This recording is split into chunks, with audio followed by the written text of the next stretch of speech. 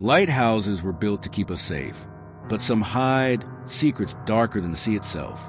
These are true stories from isolated towers where help is hours away, and something is already inside. You've been warned.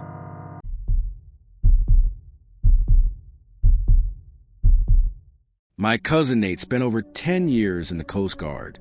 He's not the kind of guy who tells ghost stories or believes in the paranormal. He's the type who fixes problems, not creates drama. No nonsense, no exaggeration. That's why when he told me this story, I believed every word. And I still do. It was the summer of 2022 when he told me, casually, like he was finally unloading something he didn't want to carry anymore. The actual event happened in 2017 during a lighthouse maintenance assignment off the coast of Maine at a place called Matinicus Rock. It's a brutal stretch of jagged stoneway out in the ocean. No harbor, no vegetation, just gulls, crashing waves, and a lighthouse built to keep ships from wrecking on the rocks. There's also a small outbuilding for fuel and tools, but that's it. The place is off-grid, no electricity except from the diesel generator, no plumbing, and barely any signal unless the weather's perfect. Normally, the Coast Guard sends one guy for these checks, but due to odd electrical problems a year before, they sent 2 men this time, Nate and a guy named Russell. The first few days were quiet, windy, repetitive work. Check the rotation of the beacon, test the backup batteries, refuel the generator, clean out corrosion. Nights were spent playing cards and reading old paperback novels. It was boring but manageable, just the kind of solitude Nate expected. Then the 4th night came. Nate said he woke up around 2 a.m., not because of sound, but because the air felt wrong.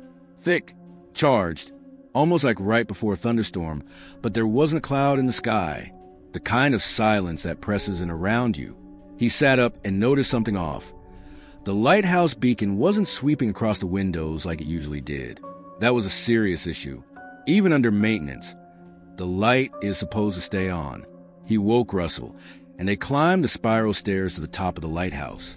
When they got up there, they found that while the mechanism was trying to turn, something was jamming the light.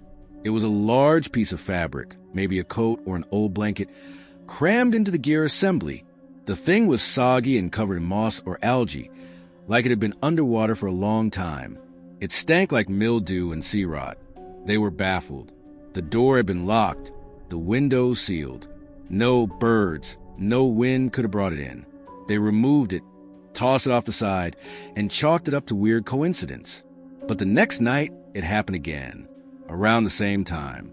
This time, it was a red scarf, old-fashioned, frayed at the edges, soaked and heavy. It even had barnacles clinging to it. Nate said that was when things stopped feeling random. They searched the whole place. Door locks, windows, supplies. Nothing disturbed. No signs of entry.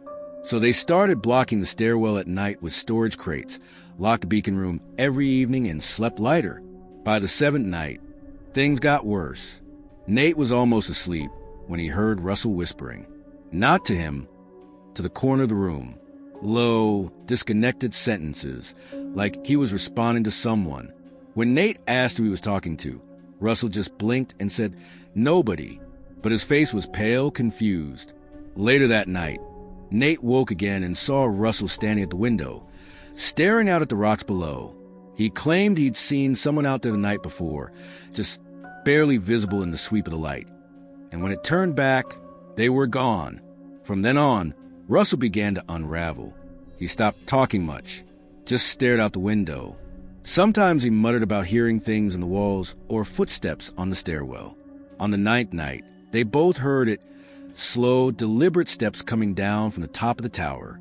Nate says it wasn't wind. It was solid, heel-to-toe footsteps. When he looked toward the stairwell, Russell was already standing there, just staring up at the darkness. "Did you go up there?" Nate asked. "No," Russell replied. "Did you?" Neither had moved. They didn't go check, just blocked the bedroom door with a dresser and slept with knives under their pillows. Then came the 11th night. The beacon failed again, and when they reached the top, the door to the beacon room wasn't just unlocked. It was wide open, like someone had kicked it in. The wind screamed through the tower. Inside, The industrial-grade bulb had been unscrewed and placed neatly in the middle of the floor. Nate said that's not something you can do casually. Those bulbs are heavy-duty. You need gloves and torque. And yet, there it was, gently placed like someone had set it down on purpose. While he stared at it, something brushed his back, cold, quick. When he turned, no one was there. Russell had gone sheet white. He was pointing at the wall, whispering, "It came out of the bricks." They locked themselves in the room and didn't sleep. By morning, Russell was curled in the corner, rocking, muttering to someone Nate couldn't see. Nate used the emergency satellite phone and requested a pickup, saying there had been a serious equipment failure. The boat arrived that afternoon, but the crew was confused. They asked about the distress call they received at 2:12 a.m. A garbled message with static, a male voice saying, "There's someone here with us." But Nate swears he didn't call anyone until daylight. Russell never said a word during the trip back. He left the Coast Guard a few months later. No official statement, no report. Nate still does maintenance work, but he told me this straight: "I'll never set foot on Matinicus Rock again."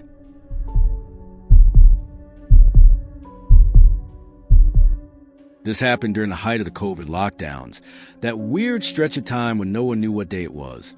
And we were all slowly losing our minds sitting inside. I live in Suffolk County, Long Island, about 20 minutes from the Hamptons, an hour or so from Montauk. Back then, I was single, working remotely, and pretty much glued to my phone every night. That's how I reconnected with this girl Sophia, or Soph, as she goes by online. We followed each other on Instagram for a while, but never actually talked. One night, we just started chatting. Within an hour, we were making plans to hang out. It wasn't a big deal. We were both bored and stir-crazy. She only lived like 5 minutes away, so I picked her up and we drove to this nearby park that was technically closed. We hopped the fence and drank some White Claws on a bench, just talking. She had this fun, rebellious energy, like not reckless, but just willing to bend the rules. There was chemistry almost immediately. At some point, she brought up the idea of driving out to Montauk, more specifically, the Lighthouse. Said she'd been there before at night, and that it was quiet, peaceful, even a little spooky. The cliff walk behind the lighthouse was supposed to be amazing under the stars. Technically, the grounds were closed past sunset, and probably closed altogether during COVID. But she didn't seem worried. She told me where to park, right in the empty lighthouse parking lot. I hesitated for a second, worried there might be security or a ranger. But it was a Tuesday night in the off-season, and the place was completely dead. Not a single car in sight. She seemed confident, said she'd done it before. So I went along with it. We had another drink in the car, then grabbed our phones for flashlight light, and started walking toward the cliffs behind the lighthouse. Honestly, seeing a lighthouse up close at night is strange. Something about the scale, the sweeping light, and the complete silence around it. It's beautiful, but also kind of eerie, like you're somewhere you're not supposed to be. Soph took the lead. She knew a side path that curved around the cliff walk, avoiding the front entrance where the lights were still on. We used our phone lights to navigate, picking our steps carefully along the rocks. The trail was dark, no ambient light, except for the lighthouse beams slowly sweeping across the sky behind us. About 10 minutes in, I heard her say my name quietly. I turned around. She was shining her flashlight behind us, and there was someone else on the trail. He was maybe 30 feet back, standing between the rocks, wearing a hoodie with the hood up. We could barely make out his face, but from what little we could see, he was a black guy, maybe mid-30s. No clue where he came from or how long he'd been walking behind us. I called out, trying to sound casual, "Hey, man, you work here or something?" No response. He just stood there, unmoving, not threatening, not friendly, just watching. I followed it up with, "We're just leaving. Sorry if we're not supposed to be here." Still nothing. And then, after a few seconds, he spoke. "Y'all want to buy some Coke?" I froze. I remember thinking, oh, okay, not security, just someone selling drugs? But that didn't make it less creepy. In fact, it made it worse. Why was he out here? who tries to sell coke in the middle of a pitch-black cliff walk behind a closed landmark during lockdown. I said, "No, we're good," and motioned for Soph to move ahead of me. We started walking again, slowly, not wanting to look panicked. But he started walking, too. Not fast, just at our pace. Quietly, steadily. I kept glancing back every so often. He never closed the distance. He never dropped back.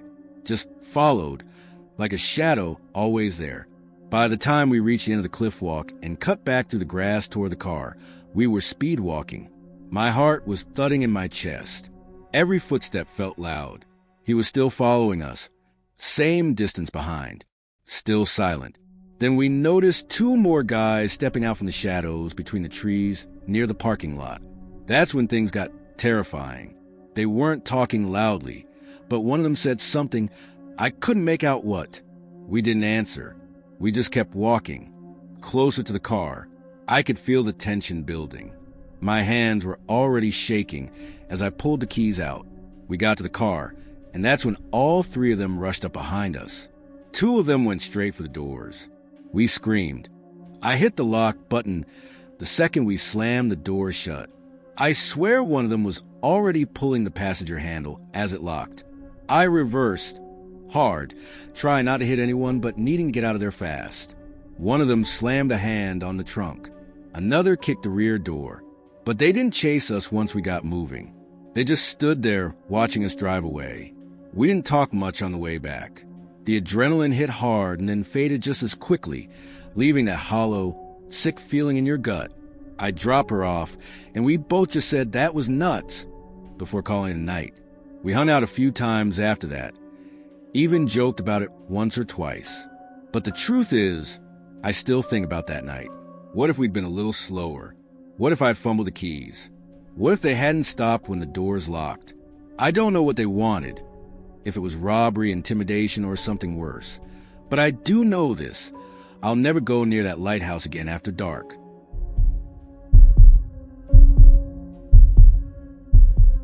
My name's Gregory.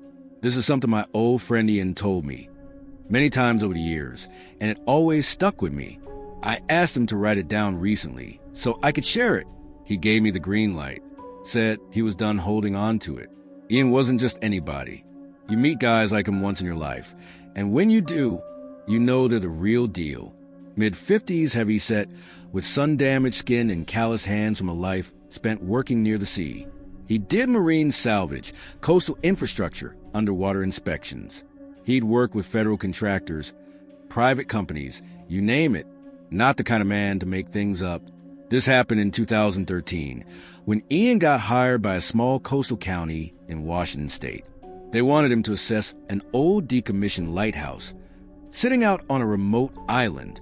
Developers wanted to tear it down. Preservationists wanted to save it. No one wanted to spend money. Ian's job was simple. Get dropped off, check the structural condition, and report whether the place was salvageable. The island itself was nothing more than a slab of rock, maybe 300 feet across, with a lighthouse, a rusted generator shed, and some rotting scaffolding left over from another era. There was no dock, just a stone ledge where a small Coast Guard boat could pull up at high tide. Ian packed light, a sleeping bag, food for 4 days, tools, a notebook, and a two-way marine radio. He'd be alone. He didn't care. He'd done this kind of job a dozen times before. When he arrived, the island was quiet, cold and gray, but peaceful. The air smelled like old salt rust and damp wood. The lighthouse was 50 feet tall, built sometime in the early 1900s. Inside, a winding iron staircase led up to the beacon room. The actual lens hadn't worked in decades. The first day went fine. Ian did his usual safety checks, floorboards, supports, beams. The lower level was warped but walkable. The second floor had some old cabinets. The third floor was an abandoned sleeping area with a metal cot. Ian decided to sleep on the ground level, near the generator room. It was warmer there and more secure. That first night, he noticed how quiet everything was. No birds, no insects, not even waves slapping the rocks outside. Just a soft wind. And inside, dead silence. Ian told me He hadn't realized how loud the world normally is until all of it was gone. On the second day, the fog came in thick, like unnaturally thick. He said you couldn't see more than 5 feet out the window. It looked like a solid wall, like walking into a dream. Still, fog wasn't unusual in that area, so he shrugged it off.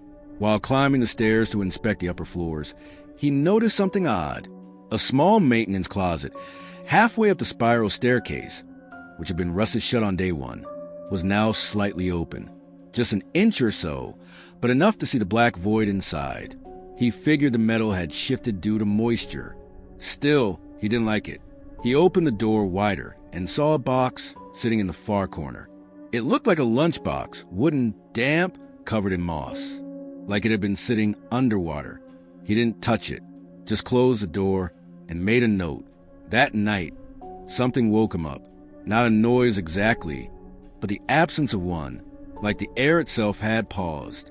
And then he heard footsteps, not above him, going up the stairs. Deliberate metallic footfalls, slowly climbing. No voice, no other movement, just step after step. He stared at the staircase opening with his flashlight for over an hour. The sounds eventually stopped. He didn't sleep the rest of the night. The next day, he searched the place again. Every floor, every crevice, even the roof. No signs of animals or people, except for one thing, the box. It was now outside the closet, sitting in the middle of the staircase, still damp, still sealed. He stood there for a long time, tried to figure out if he was sleepwalking or losing it. Eventually, he picked it up. It was heavier than it looked. The wood was swollen with water, the lid nailed shut. He left it at the base of the stairs and stepped outside for air. That's when he saw them. Footprints, bare, wet, human, leading from the north side of the lighthouse toward the cliff's edge. Just 10 or 12 prints in the mud. No shoes, no boots, just bare feet. And they ended at a drop straight down to the ocean. No prints coming back. Ian stood there for a long time. Nothing about it made sense. No boat had arrived. No one was scheduled to come until the next day. He thought about calling for an early pickup, but with the fog that thick, he knew they wouldn't be able to find him. He went back inside and locked every door. He wedged the stairwell shut with an iron pipe and kept his flashlight within arm's reach. That night, at around 1:30 a.m., the door to the beacon room above slammed shut. Hard. So hard it knocked dust from the ceiling. And then 3 slow knocks. Not on the door, on the wall, the inside wall of the tower, like knuckles tapping from inside the structure itself. Ian didn't move. He lay still, heart pounding, waiting for it to stop. The next morning, the box was gone. The closet door was wide open. That was the breaking point. He radioed for immediate pickup, telling the dispatcher there was a medical concern. They said they'd try to reach him within a few hours, weather permitting. He packed everything and sat by the stone ledge, waiting. The fog never cleared. If anything, it got thicker. He sat there for nearly 7 hours. Right before dusk, he heard footsteps again, not from the lighthouse this time. From behind him, near the gravel path at the base of the structure, someone walking, slowly. He turned around but couldn't see anything through the white. No shape, no movement, just a sound. And then, nothing.